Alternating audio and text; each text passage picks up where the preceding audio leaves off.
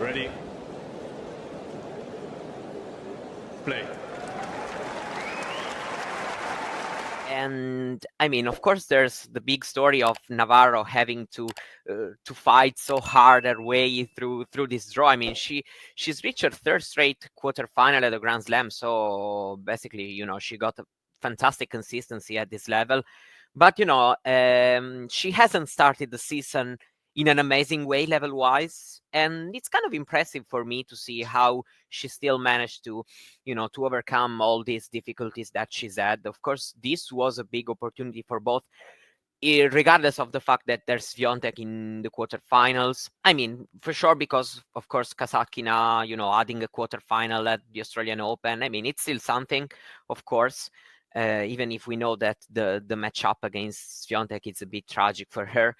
And Navarro, I mean, just very resilient. She's playing now better and better because I feel like this match was I found it enjoyable, and now I'm kind of interesting because it's of course tough not to see Iga heavily favorite in the next match, uh, but still, I mean, it's still gonna be for sure, I guess, a bit of tougher opponents compared to the ones she's had. Let's see how also well Navarro recovers physically because she spent so many hours on the court. So probably we have kind of a similar situation that before, we were thinking about the Sinner Alcaraz round four matches, because we see Navarro as this sort of player who can, who knows, maybe challenge Iga when she's playing well, when she's incredibly fit.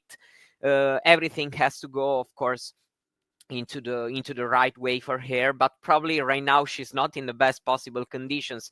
Also, thinking that Iga basically hasn't spent any sort of energy so far in the tournament. So, even for example, if Swiatek doesn't play well right from the beginning and Navarro manages to pick up few games and prolonging the match a little bit, still Iga would have plenty of energies to use. So I struggle actually to see Navarro winning the next one, but for sure it's if we just compare where Navarro was 1 year ago, where we knew that she was of course growing and growing, but still, seeing her eighth in the world and three straight quarterfinals at a Grand Slam, it's still, huge if you, look at how well she has grown over the past, let's say, 18 months. Way, when it comes to Navarro-Kasatkina, yeah, it was definitely quite entertaining. I think the difference between this and the previous Navarro matches was like this was one where she had all the chances to close it out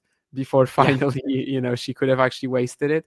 There was 1 hour 15-minute break between the match points she had in the second set and the one in the third set. So that's insane. And it's not like Kasatkina didn't actually get to at least a small chance. She had a break point at 5-all in the third. So definitely quite a tumult. I mean, two break points actually. 2 break points, yeah. Stuff was happening there. Like Navarro easily could have choked that away, but she didn't. I think she's still going to be a pretty tough, like a tougher opponent for Iga than Kasatkina would have been. Like that's pretty obvious, I think, considering how Iga has been destroying Dasha 6 matches in a row, never losing more than 3 games in a set. Of course, Kasatkina won on grass in like 2021, but let's be honest, that doesn't matter. We've seen Iga hit through these slices so many times now. WTA finals was another Evalis and Raducanu type of match, also just 1 game. So basically, I think that it's good that Navarro pulled through. It's going to be a stronger test for Iga. Do I expect her to win? Not really, but of course, you're also right to point out that it wasn't that we were kind of like doubtful about Navarro going into this event based on her quality. It was more so the fact that the form since the US Open seemed to have collapsed, but she has recovered it. And now she's going to play Iga, which, I mean, you can only really gain from this point. Making the quarterfinals, it's already great. I mean, otherwise you can only regain. So we do expect Iga obviously to be in the semis, but maybe Navarro can give her a bit more of a run for her money than Kasatkina would have. It's just a more unpleasant ball to face, I guess, for Iga. Even if, of course, Emma will not be able to attack as much as she was today against Kasatkina. If you enjoyed this video, make sure you hit that like button. Don't forget to subscribe and click that notification bell so you don't miss out on all things tennis.